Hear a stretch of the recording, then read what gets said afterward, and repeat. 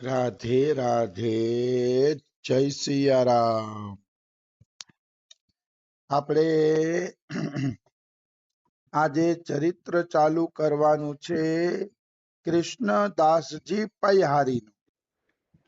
હા કૃષ્ણદાસજી પૈહારીનું ચરિત્ર હાલાકી થઈ ગયું છે, પણ આની અંદર બહુ સરસ અને નવીન રીતે આપવામાં આવ્યું છે, એટલે આપણે આજે એનું ચરિત્ર ચાલુ કરશું.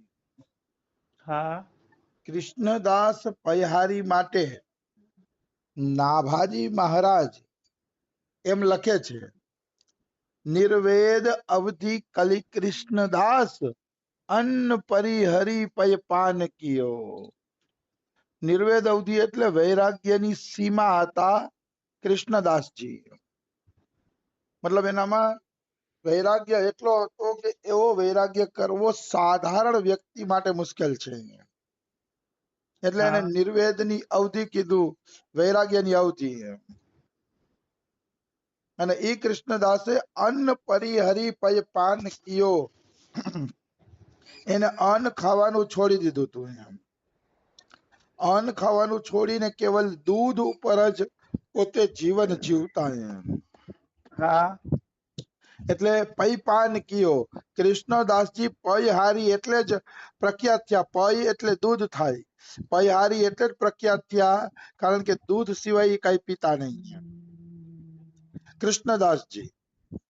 અને કે ઝાકે સિર કર ધર્યો, તાસુ કરતર નહીં આડિયો.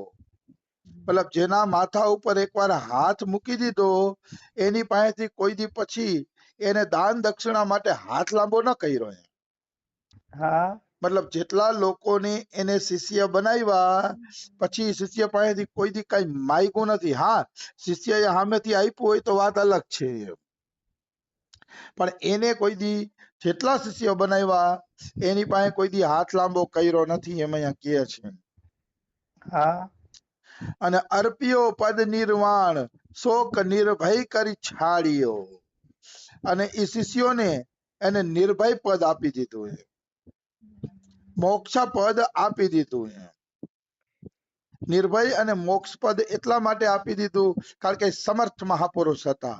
શિષ્ય પાસે કોઈ દી કઈ લીધું નહીં, લેવા માટે માગ્યું નહીં, પણ આપ્યા બધાને નિર્ભય પદ એને આપી દીધા. આવી વસ્તુ છે.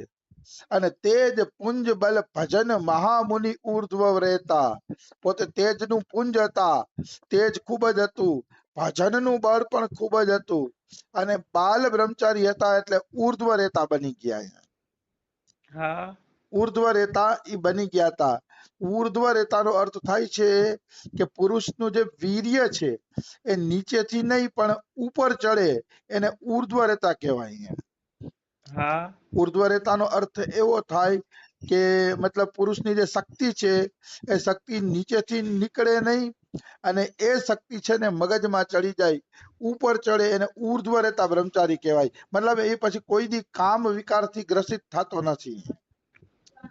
ઉર્ધ્વ રેતા મુનિ હોય એને પછી ક્યારેય કામ સતાવતો નથી, કારણ કે તો ઉર્ધ્વ રેતા બની ગયા. એટલે આને ઉરધ રેતા કહે છે. સેવત ચરણ સરોજ રાય નાના ભુવી જેતા. અને સંસારમાં જેટલા રાજા મહારાજાઓ હતા એ બધા એના ચરણની સેવા કરતા. હા એ બધા ચરણની સેવા કરતા. દાહીમાં વંશ દિન કર ઉદય, સંત કમલ હિય સુખ દિયો. નિર્વેદ અવધિ કલિ કૃષ્ણદાસ, અન્ન પરિહરિ પય પાન કિયો. દાહીમા વંશ એટલે દધીચીના વંશમાં ઉત્પન્ન થયા હતા. હા દધીચીના વંશમાં ઉત્પન્ન થયા હતા કૃષ્ણદાસજી. એટલે એનું જીવન એ દધીચી જેવું જ હતું, કારણ કે જે વંશમાં ઉત્પન્ન થયા હોય એ વંશજોના થોડાક ગુણ તો આવે ને સંતોમાં. હા તો કૃષ્ણદાસજી પણ દધીચી જેવા હતા. તો હવે દધીચી અને કૃષ્ણદાસ બે એક હરખા હતા, એનું પ્રમાણ શું? તો હવે હું તમને એની વાર્તા કહું.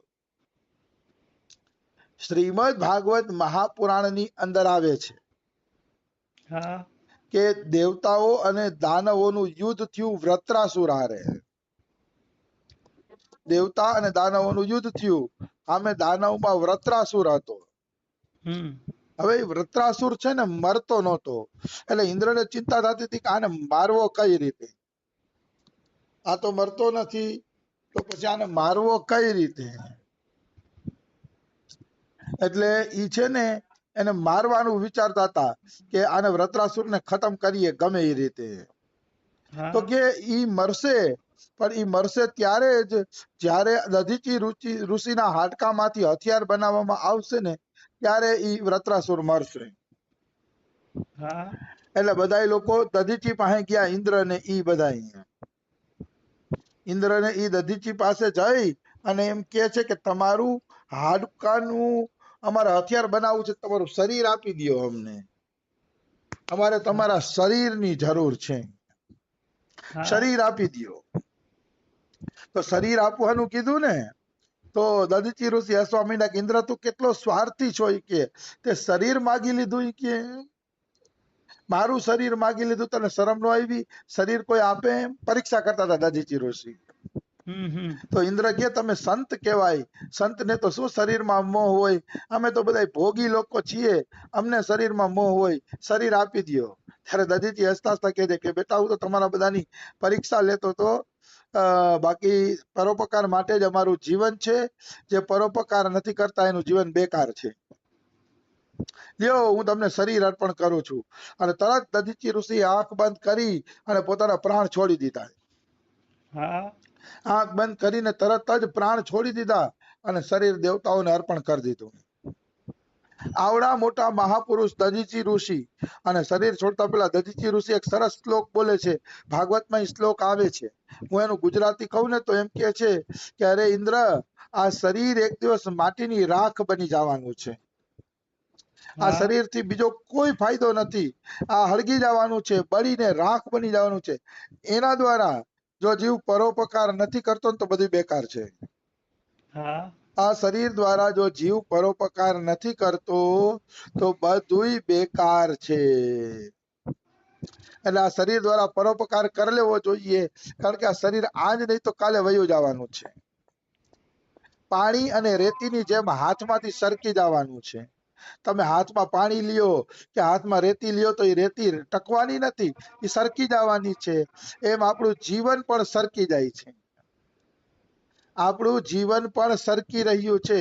એ સરકતા જીવનને જો પરોપકારમાં લગાડી દેવામાં આવે તો જ વાસ્તવમાં એ જીવનની સાર્થકતા છે, હા નહીતર એ જીવનની કોઈ સાર્થકતા નથી. પરોપકાર પછી ભલે આપણી શક્તિ પ્રમાણે કરીએ પણ કરવો જરૂર જોઈએ. દધીચી ઋષિએ પોતાનું શરીર અર્પણ કરી દીધું, આપી દીધું શરીર, એમાં કોઈ એમાં શંકા નથી, લઈ જાઓ. તો શરીર અર્પણ કરી દીધું ને દધીચી ઋષિએ, પછી ઇન્દ્ર એના હાડકામાંથી વજ્ર બનાવે છે ને વૃત્રાસુરનો વધ કરે છે. હા તો પૈહારી કૃષ્ણદાસજી એ દધીચી વંશના હતા, એટલે પૈહારી કૃષ્ણદાસજીમાં પણ આ ગુણ આવ્યા હતા. કઈ રીતે? એક વખત ઈ ગુફાની અંદર ભજન કરતા હતા એકલા, અને હા પૈહારી કૃષ્ણદાસ કોઈ પાસે છે ને માગતા નહીં, અયાચક વ્રત હતું, કોઈ દૂધ દઈ જાય તો પી લે, નહીં તો બહુ કઈ માગવાનું કે એવું કરતા નહીં. પૈહારી કૃષ્ણદાસજી બહુ માગવાનું કે એવું કઈ કરતા નહીં. તો એક વખત એવું બન્યું કે એ ગુફાની અંદર એક સિંહ આવ્યો. સિંહ આવ્યો ને એટલે પૈહારી કૃષ્ણદાસજી કહે છે, ઓ આજ તો મારી સામે નરસિંહ ભગવાન પધાર્યા છે, તમારે નરસિંહ ભગવાનનું સ્વાગત કરવું જોઈએ. હા સંતોને હંમેશા પોતાનો ઈષ્ટ જ દેખાતો હોય છે. એની સામે પાપી આવે તોય ભલે, અને સિંહ આવે તોય ભલે, સાપ આવે તોય ભલે, એને બધાયમાં પોતાનો ઈષ્ટ દેવતા દેખાતો હોય છે કે આ બધાયની અંદર મારો ઈષ્ટ દેવતા જ રહેલો છે. હા એ સંતોનું લક્ષણ છે કે એને બીજું કોઈ દેખાતું જ નથી ને, આ ચરાચર બ્રહ્માંડમાં એને એક જ પોતાનો ઈષ્ટ દેવતા દેખાય છે, બીજું કઈ દેખાતું નથી. આવી વસ્તુ છે. તો એને કીધું કે હા આજ તો નરસિંહ ભગવાન ગુફામાં પધાર્યા સામેથી, તો મારે સ્વાગત કરવું જોઈએ. તો સ્વાગત માટે એની પાસે કઈ હતું નહીં, કારણ કે એ પોતે દૂધ પીને રહેતા હતા, હા એટલે એની પાસે સ્વાગત જેવું કઈ હતું નહીં. એટલે એને માંસના લોચા કાપી કાપીને આપવા માંડ્યા, લે નરસિંહ ભગવાન તમને ભોગ લગાડું છું, જમો તમે. પોતાના શરીરના માંસના લોચા કાપી કાપીને આપવા માંડ્યા. જો તમે એની તાકાત જુઓ. હા તો માંસના લોચા કાપી કાપીને આપવા માંડ્યા અને પેલા સિંહજી ખાવા માંડ્યા.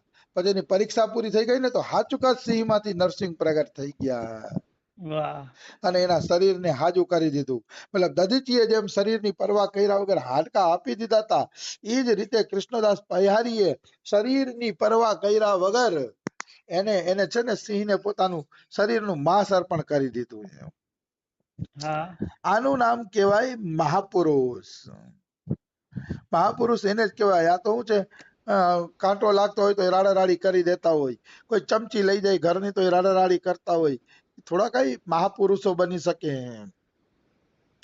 મહાપુરુષ બનવા માટે ભોગ દેવો પડે છે, ત્યારે જીવ મહાપુરુષ બને છે. હા આવી વસ્તુ છે. હવે આપણે એની વ્યાખ્યા લઈએ. વ્યાખ્યામાં એવું આવે છે કે વૈરાગ્ય કૃષ્ણદાસ પૈહારીનો બહુ સુંદર હતો. હા તો કે ભાઈ તો વૈરાગ્ય કોને કહેવાય? તો એ લખે છે દ્રષ્ટાનુશ્રવિક વિષય વિતૃષ્ણસ્ય વશિકાર સંજ્ઞા વૈરાગ્ય. મતલબ જોયેલા અને સાંભળેલા વિષયોમાં મનની વૃત્તિ ક્યારેય જાતી ન હોય એવા તૃષ્ણા વગરના ચિત્તને વૈરાગ્ય કહેવામાં આવે છે. હા મતલબ વૈરાગ્ય એટલે લૌકિક અને પારલૌકિક બધાય ભોગોમાંથી તમારું મન હટી જાય એને વૈરાગ્ય કહેવામાં આવે છે. કોઈ પણ પ્રકારના લૌકિક અને પારલૌકિક ભોગો તમને હેરાન કરી શકતા નથી. તમારું મન જ એમાં નથી જાતું, તમારું ચિત્ત જ એમાં નથી જાતું, લૌકિક અને પારલૌકિક કોઈ પણ ભોગોની અંદર. તો માની લ્યો કે તમે સાચા વૈરાગ્યવાન વ્યક્તિ છો, આવી વાત છે. મતલબ ચિત્તની વૃત્તિ એવી બની જાય કે કેવળ ભગવાનમાં જ લાગે, ભગવાન સિવાય બીજે ક્યાંય લાગે નહીં. એને કહેવામાં આવે છે વૈરાગ્ય. વૈરાગ્ય એટલે કઈ હેલી વાત નથી. ઘણા એમ કહેતા હોય કે અમને સંસારમાં ક્યાંય આસક્તિ નથી, પણ હમણાં ઇન્દ્રના ભોગો દેખાડવામાં આવે કે ઇન્દ્રની અપ્સરાઓ દેખાડવામાં આવે કે અહીંયા જે ખાવા પીવાનું દેખાડવામાં આવે તો શું મનુષ્ય રહી શકે ભોગો વગર? એમ કે બ્રહ્મલોક સુધીના ભોગો જેના માટે મિથ્યા થઈ જાય એને કહેવાય છે સાચો વૈરાગ્ય. એને ભગવાનની પ્યાસ સિવાય બીજી કોઈ પ્યાસ જ ન રહે, હા બીજી કોઈ પણ પ્રકારની પ્યાસ રહેતી નથી. એને કહેવામાં આવે છે વૈરાગ્ય. એટલે વૈરાગ્ય કરવો કઈ સહેલી વાત નથી. એમ એને પછી કોઈ પ્યાસ જ નથી રહેતી, કોઈ તૃષ્ણા જ નથી રહેતી. હા આવી વસ્તુ છે. તો તૃષ્ણા રહિત ચિત્તની સ્થિતિ છે એ વૈરાગ્યનું લક્ષણ છે. અને તુલસીદાસે પણ લખ્યું છે જાનીએ તબ હી જીવ જગ જાગા જબ સબ વિષય વિલાસ વિરાગા. મનુષ્ય ત્યારે જ જાગેલો ગણવામાં આવશે જ્યારે બધા વિષયોમાંથી વૈરાગી બની જાય છે.